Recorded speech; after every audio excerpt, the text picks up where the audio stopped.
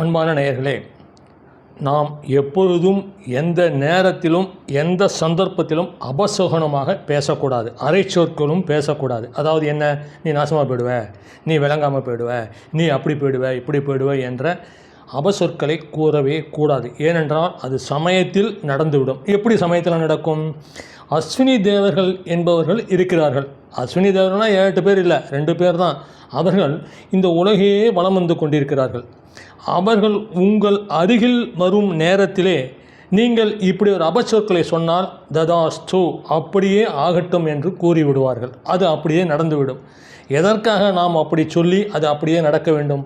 நல்ல சொற்களையே நாம் பேசுவோம், நல்ல விஷயங்களே பேசுவோம். அப்படி பேசும்போது அந்த நேரத்தில் அவர்கள் உங்கள் அருகில் அப்படியே வலம் வரும்பொழுது ததாஸ்து, அப்படியே ஆகட்டும் என்று கூறுவார்கள். அது நல்லபடியாக முடியும்.